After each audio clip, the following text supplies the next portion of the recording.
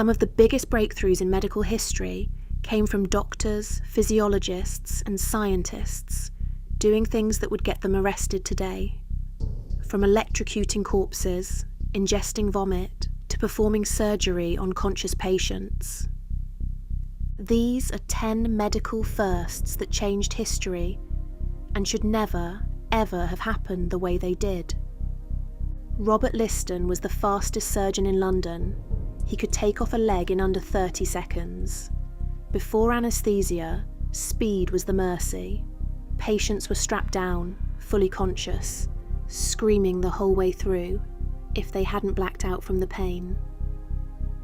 Liston was a respected Scottish surgeon at University College Hospital in London, nicknamed the fastest knife in the West End. Before anaesthesia, raw speed genuinely reduced trauma and blood loss, so his reputation wasn't just showmanship, it was the standard of care. One account claims that during one operation, Liston moved so fast, he accidentally amputated an assistant's fingers and slashed a spectator's coat. The patient and the assistant would both die of infection, and the spectator died of shock on the spot, a rare case of a surgery with a 300% mortality rate. He also invented surgical tools still referenced today, including the Liston knife and a splint design for fractures. Ironically, Liston performed the first operation under ether anaesthesia in Europe in December 1846. Stubbins Firth was so sure yellow fever wasn't contagious that he ingested vomit from infected patients to prove it. Firth was a University of Pennsylvania medical student. He was writing his 1804 doctoral dissertation, taking extreme measures to solidify his hypothesis, and vomit wasn't even his only exposure method. He also rubbed it into cuts on his arms, fried it and inhaled the fumes, and dripped it into his eyes. The reason he survived isn't just luck about the transmission method.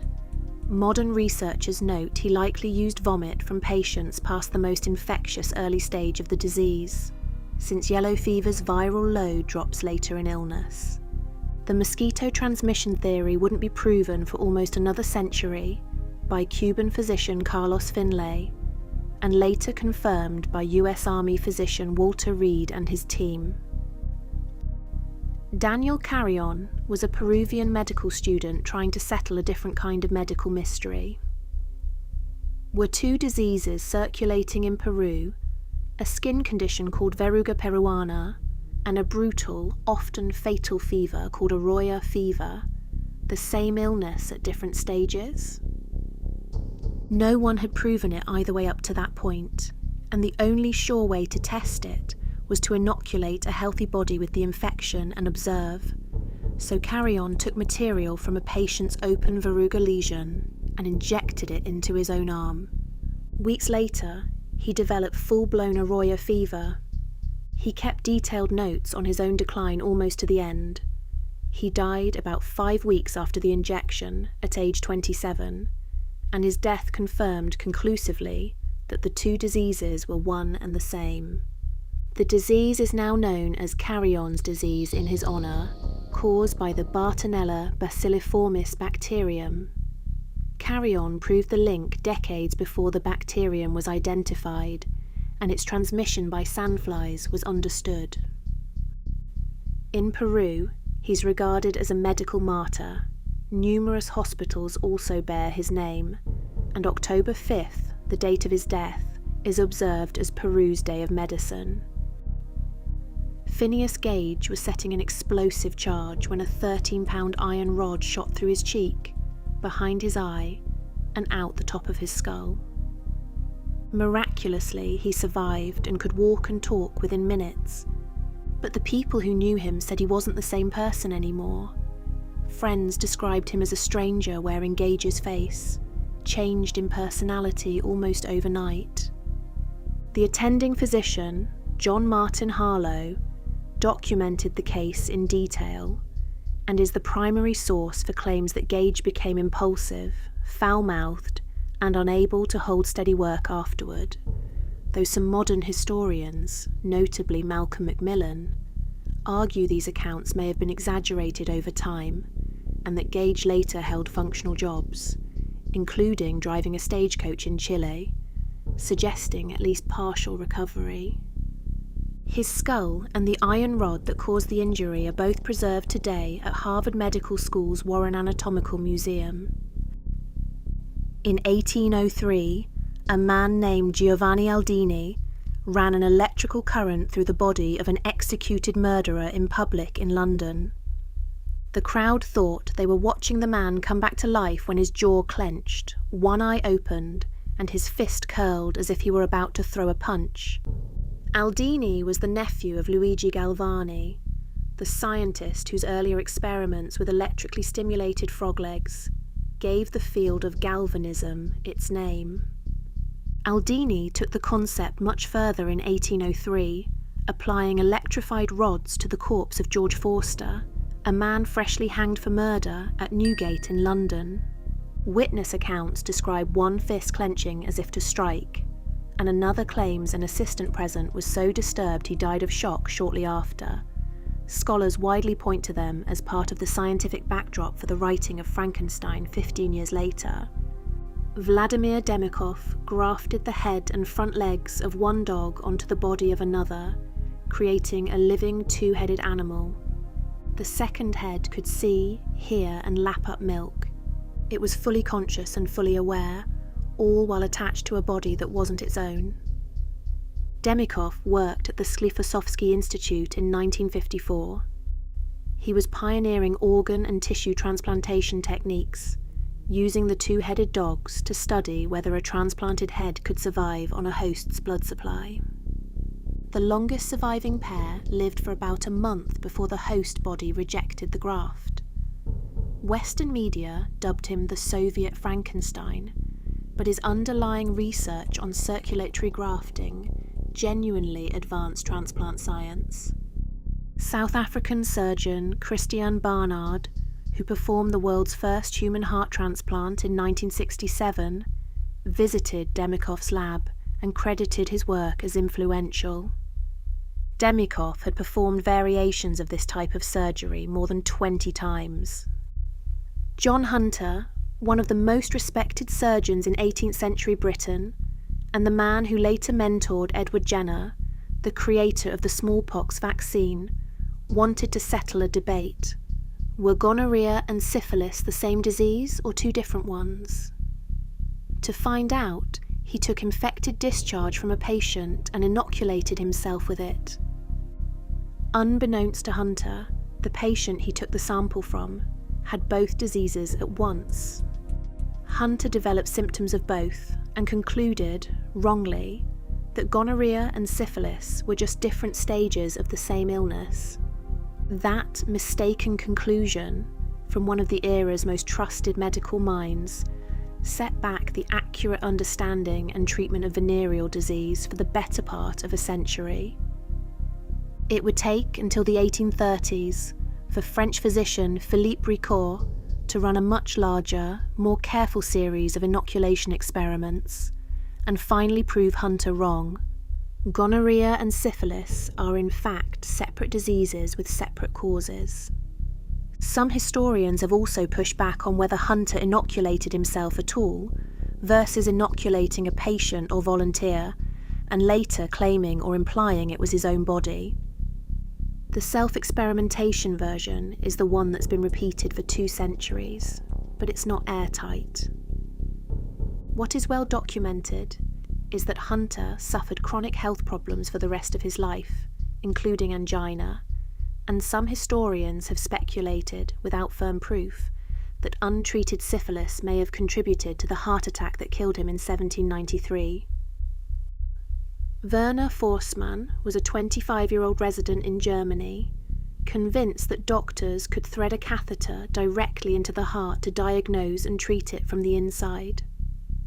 At the time, this was considered close to suicidal.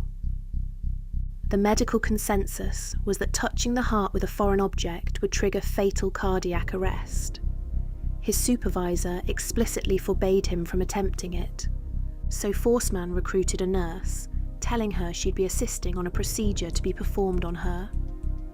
Once she was prepped and strapped to the table, he numbed his own arm instead, inserted a catheter into a vein near his elbow, and fed it nearly 2 feet up the vein, directly into his own right atrium. Then, he calmly walked himself down to the X-ray department to get proof it had worked. He survived, repeated the self-experiment several more times to refine the technique, and published his results in 1929. But the medical establishment largely dismissed and ridiculed him, and the controversy effectively stalled his cardiology career. He ended up practicing as a urologist for much of his life instead.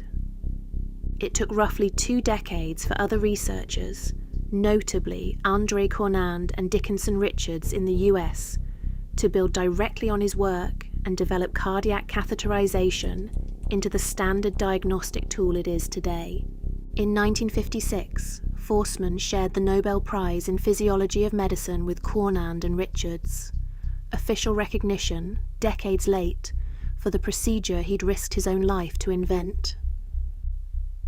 J. Marion Sims, still called the father of modern gynecology, developed his surgical techniques by operating, repeatedly and without anaesthesia, on enslaved black women. Sims operated out of a small backyard hospital he built in Montgomery, Alabama, where he developed a successful technique for repairing vesicovaginal fistulas, a severe and painful complication of childbirth. He performed his early operations on enslaved women without anaesthesia. At the time, a now thoroughly discredited belief held that black patients felt less pain than white patients, which doctors used to justify the omission. Sims went on to become president of the American Medical Association and was long celebrated with statues and honours.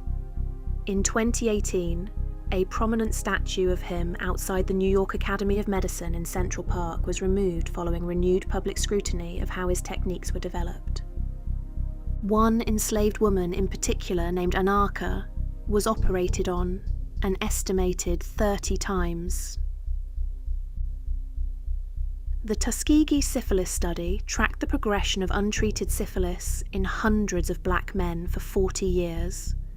Researchers never told the men what they actually had. When penicillin became a standard, proven cure part-way through the study, they still weren't told and they still weren't treated. The study only ended after a leak to the press, not because the doctors stopped on their own. The study was run by the US Public Health Service and originally planned to last only 6 months. It stretched to 40 years instead. It involved roughly 600 black men in Macon County, Alabama, about 400 with syphilis and 200 without, used as a control group. Participants were never told they had syphilis. Researchers told them they were being treated for bad blood, a vague local term, and offered free meals, transportation and burial insurance as incentives to stay enrolled.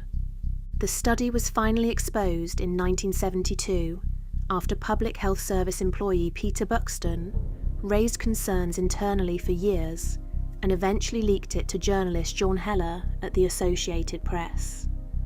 The fallout directly led to the National Research Act of 1974, which created the modern system of institutional review boards, now required to approve any human research in the US. President Bill Clinton issued a formal apology to survivors on behalf of the government in 1997. Medicine got us here, but here was built on a lot of people who never agreed to be part of the story. Some of these firsts saved millions of lives down the line, but none of that erases what it cost the people it happened to. If you want part 2, the ones that almost didn't make this list, let me know in the comments. Click that like button and don't forget to subscribe. Until next time, fly safe.